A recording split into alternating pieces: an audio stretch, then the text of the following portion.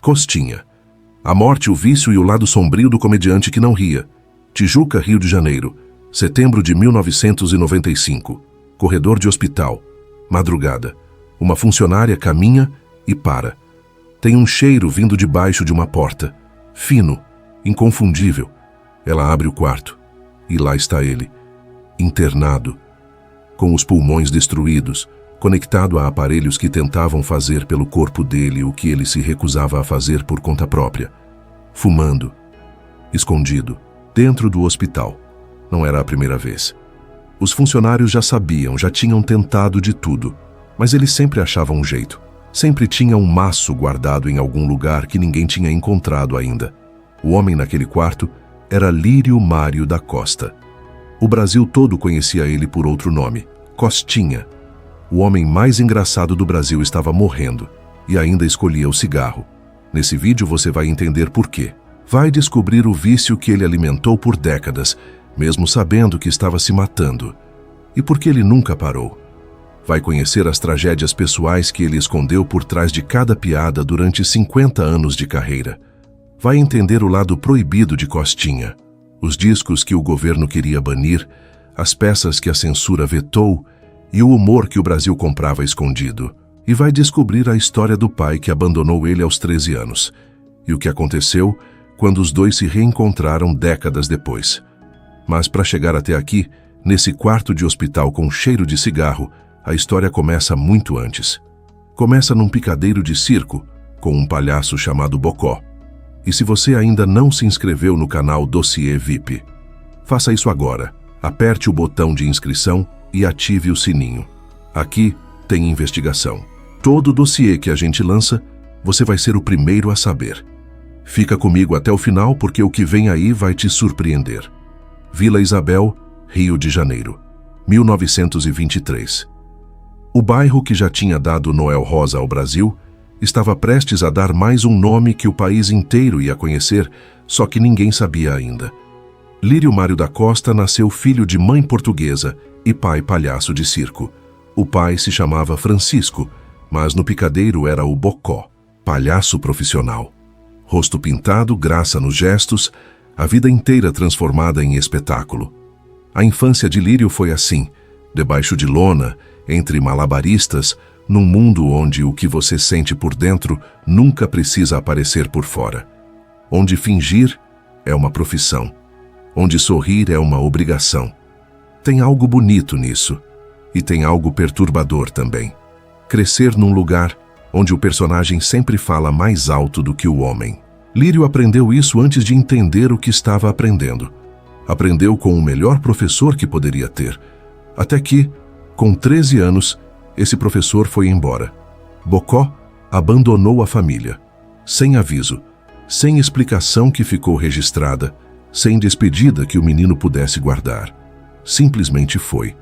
E Lírio Mário da Costa, que ainda estava no 3º ano do ginásio, que ainda era um menino, teve que virar outra coisa da noite para o dia. Parou de estudar. Foi trabalhar. Garçom de botequim, engraxate, vendedor de loteria, apontador de jogo do bicho. As ruas do Rio dos anos 1930 não eram lugar fácil para adolescentes sem pai e sem dinheiro, mas eram honestas. A rua sempre mostra quem você é quando não tem ninguém por você. Guarda esse detalhe antes de continuar, porque ele vai voltar. Costinha só tornou a ver o pai quando tinha 40 anos de idade. E o que ele encontrou não era o que esperava. Existe uma formação que nenhuma escola oferece. É a que acontece quando você precisa sobreviver olhando nos olhos de quem não tem nada e ainda assim ri. O Rio dos anos 1940 era cheio desse tipo de gente. Malandros, trabalhadores, figuras à margem. Homens e mulheres que viviam onde a lei chegava atrasada e o humor chegava primeiro. Lírio serviu cerveja para eles, engraxou o sapato deles, anotou os números do bicho que apostavam. Esse convívio não foi tempo perdido. Foi arquivo vivo. Cada careta, cada jeito de falar, cada tipo humano que ele absorveu nessas ruas do Rio virou material bruto para o que estava por vir.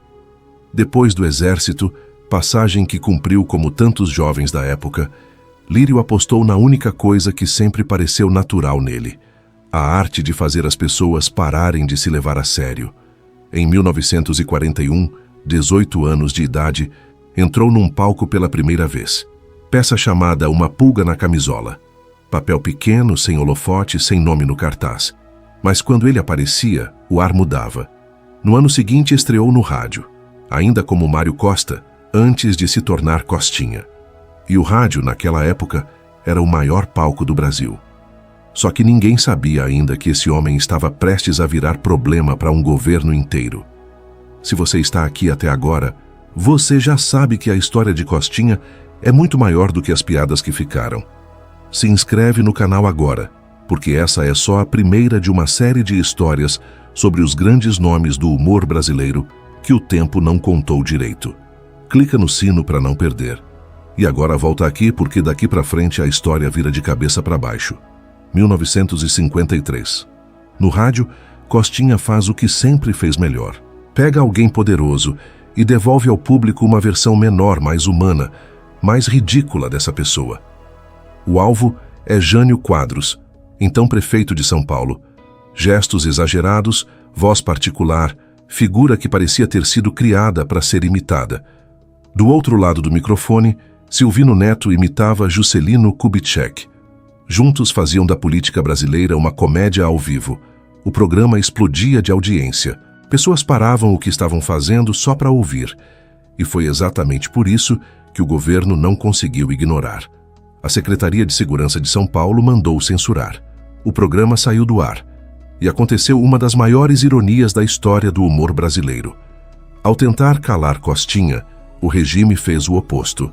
O nome do comediante virou notícia em todo o Brasil. Quem era esse homem que o governo tinha medo de deixar falar? Costinha entendeu a lição de um jeito que poucos artistas da sua geração entenderam. A proibição é a melhor publicidade quando você tem algo real a dizer. Décadas depois, ele mesmo resumiu com a precisão de quem tinha carregado aquilo pela vida toda.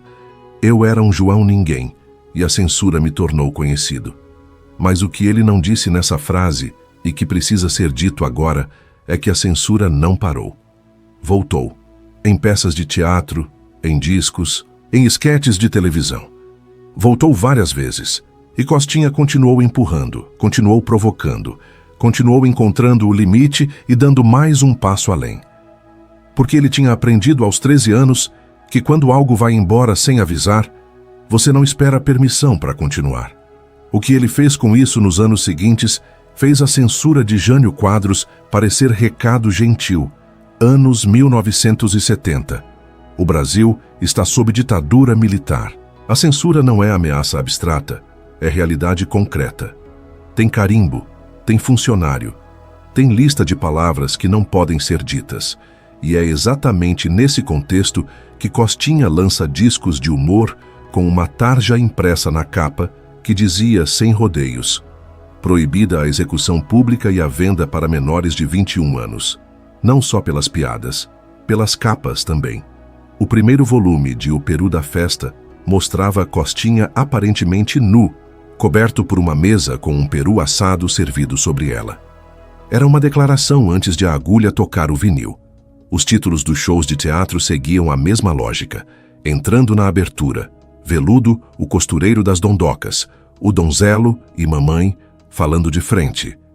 Em 1976, 2 anos depois de O Exorcista chegar aos cinemas brasileiros, Costinha lança O Exorsexy, uma peça onde uma mãe busca a ajuda de um psiquiatra, uma prostituta e uma entidade da Umbanda, para que o filho mudasse sua orientação sexual.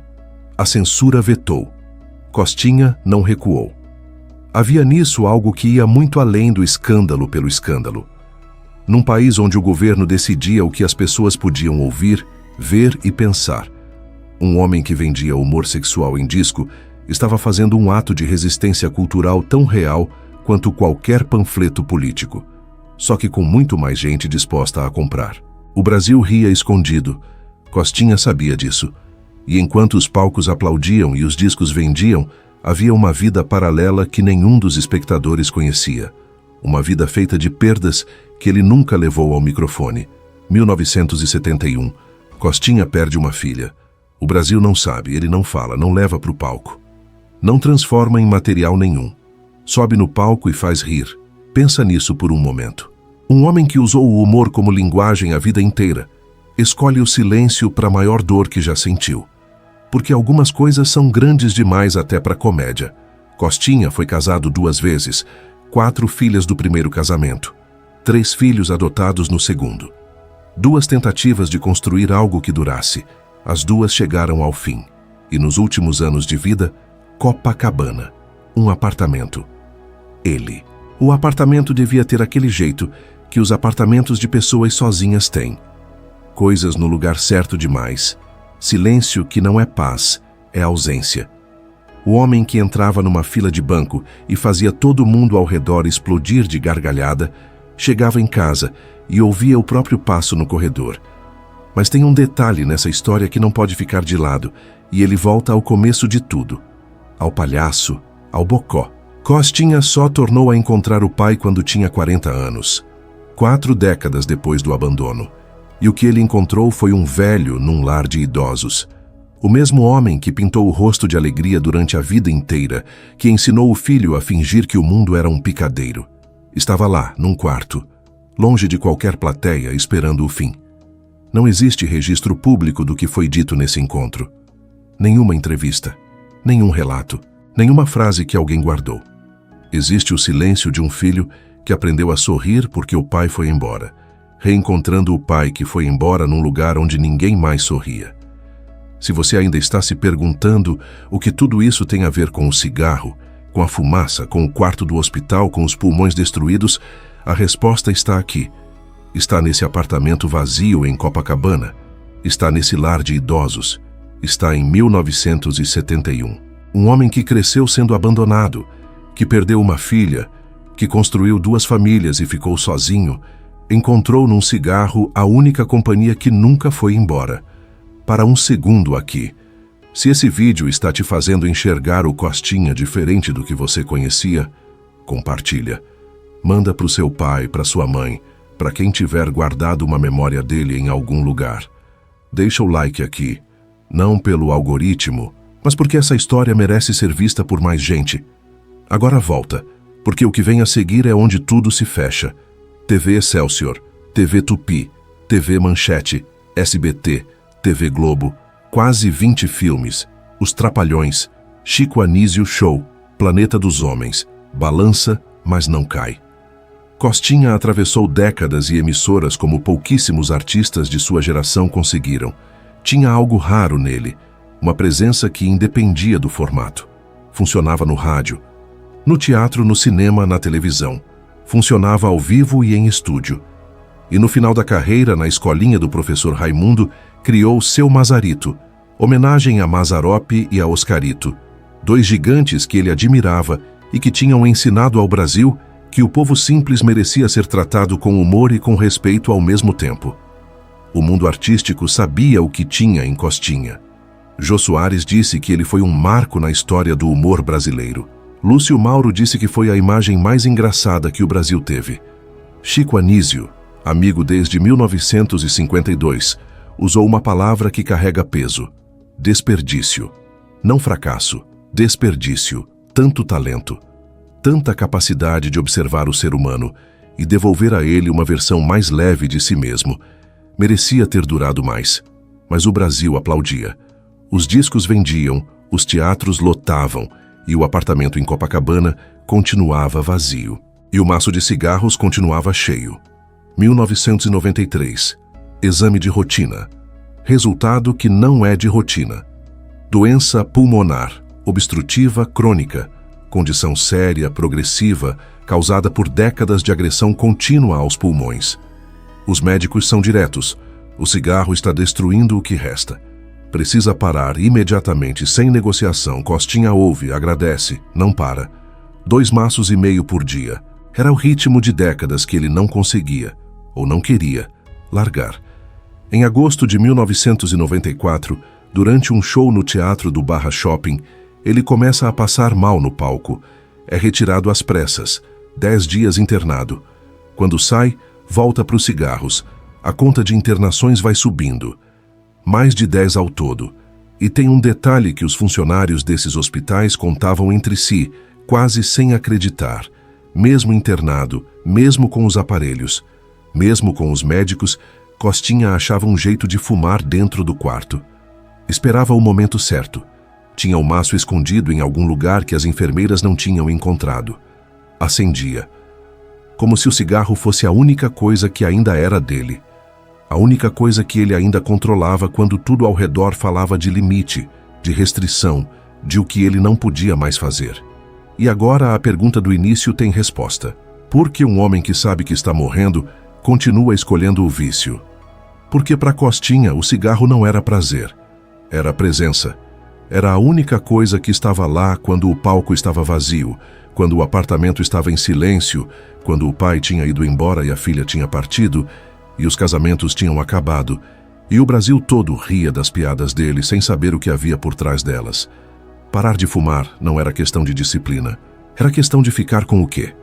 Em 4 de setembro de 1995, Lírio Mário da Costa acorda no apartamento de Copacabana com uma falta de ar diferente, mais pesada, uma tosse que não passa, pede ajuda e dessa vez não volta mais para casa. Hospital Pan-Americano, Tijuca, 4 de setembro de 1995, 10 dias internado. Na madrugada do dia 15 de setembro de 1995, às 5h45, Lírio Mário da Costa morre, 72 anos, enfisema pulmonar. A notícia chegou ao mundo artístico como chegam essas notícias, por telefone, de pessoa em pessoa, num encadeamento de vozes que vão ficando mais baixas conforme a realidade vai afundando. Jô Soares estava em São Paulo, Chico Anísio também. Virginia Lane disse que ele era insubstituível. Stepan Nercessian disse que não conseguia acreditar, que Costinha era o tipo de homem que fazia fila de banco rir só de aparecer e que imaginar o mundo sem ele era difícil de encaixar. No velório no cemitério de São João Batista, no Rio de Janeiro, os amigos se despediram com palmas. Era a única despedida que fazia sentido para um homem como ele. Semanas depois, a Câmara de Vereadores de São Paulo propôs nomear uma viela no bairro de Perdizes com o nome verdadeiro dele, Lírio Mário da Costa. Uma viela, pequena, quase invisível no mapa de uma cidade grande. Um lugar por onde as pessoas passam todo dia sem prestar atenção. Exatamente como aconteceu com a história real de Costinha por todos esses anos. O Brasil conhecia Costinha. Ou achava que conhecia. Conhecia as caras, os trejeitos, o mazarito, os discos proibidos, o peru assado na capa. Conhecia o personagem. Mas Lírio, o menino de Vila Isabel que o pai palhaço abandonou aos 13 anos, o adolescente que engraxou o sapato e anotou bicho para sobreviver, o pai que perdeu uma filha e não falou sobre isso com ninguém, o homem que reencontrou o Bocó num lar de idosos e não deixou registro do que sentiu, o velho que fumava escondido no hospital porque o cigarro era a única companhia que tinha certeza que não ia embora. Esse o Brasil não conhecia. E a verdade é que a gente raramente pergunta para quem faz rir o que dói. A gente ri, agradece, aplaude e vai embora. E o comediante fica no palco. Lírio Mário da Costa nasceu filho de um homem que fingia alegria por ofício. Cresceu fingindo que a dor não estava lá. Passou 50 anos provando que o Brasil ria melhor quando alguém carregava o peso por todo mundo. Morreu sozinho num hospital com os pulmões destruídos por uma companhia que nunca prometeu ficar, mas ficou até o fim.